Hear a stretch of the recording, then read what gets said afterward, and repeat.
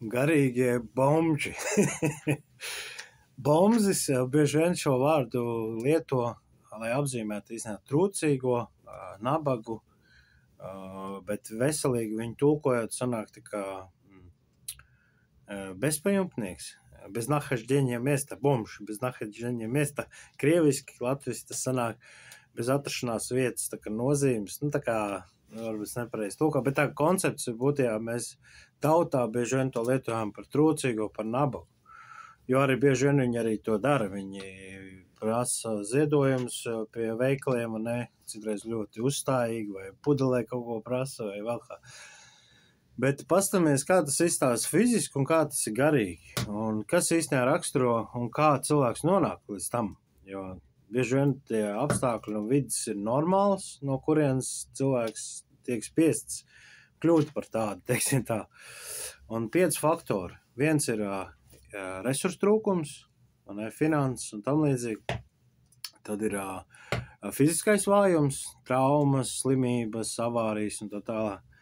Tad ir izolācija, kad netiec pieņemts kādā kopienā, grupās, ģimenēs un tā tālāk kaut kādu radikālu skatījumu dēļ un tam līdzīgi. Tad ir bezspēcība, tas varētu būt arī izglītība, nespēja, neticība sev, mazs pašnovērtējums un tam līdzīgi. Un tad ir pēdējais bija, kas tas bija? Tas bija neaizsargātība, kad tev nav juridiski, fiziski vai vēl kaut kādā aizsardzība.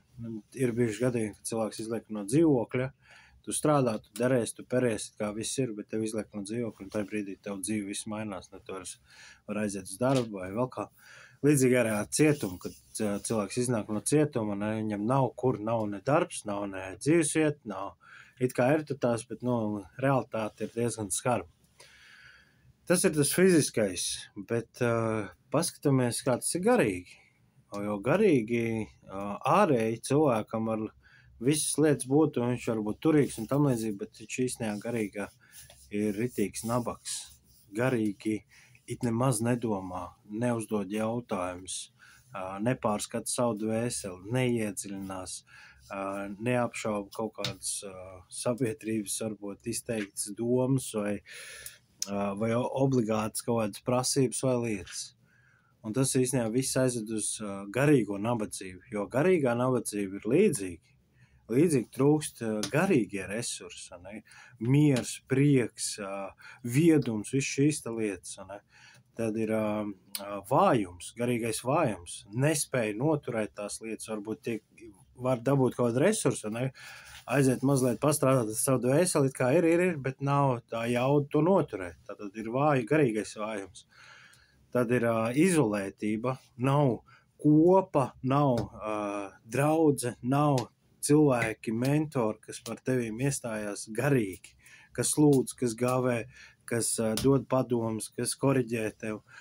Nav autoritātes, nav garīgās autoritātes, nav visādi veidi, kas tev var strādāt tavu interešu labā, teiksim tā.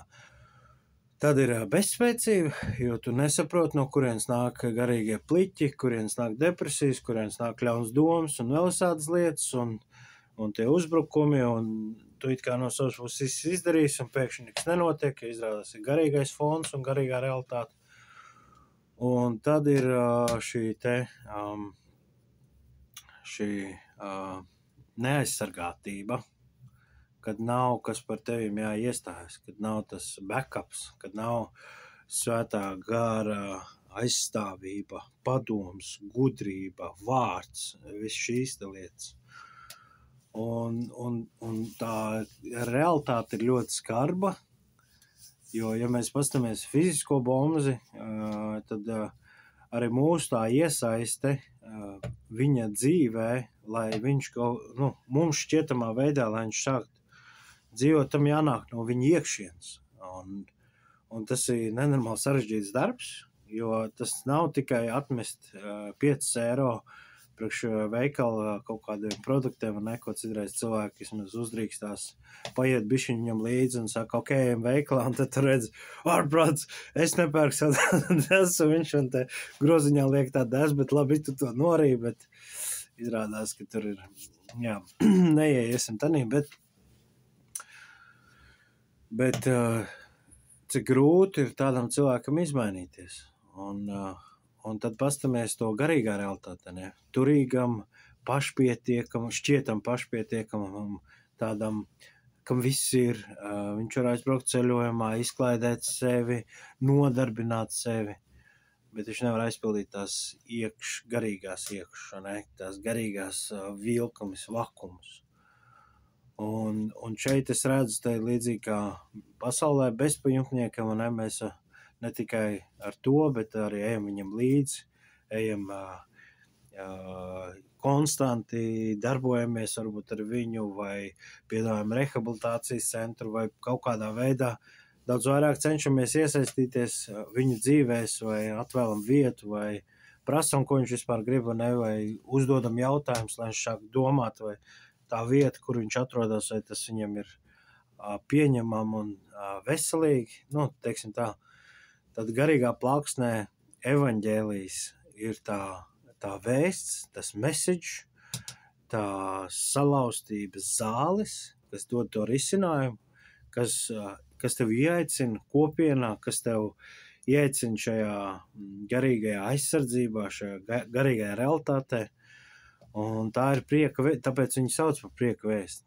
Tev vairs nav jāmētājas uz ielas, jādzīvot trūkumā, bet tu beidzot vari saņemt instruments, kā tikt sev garīgi pāēdināt un kā dzīvot ar prieku, kā būt mierā, ne? Kā kādos kara trakumos, kā iziet mierā, kā būt tai veselīgā garīgā stājā.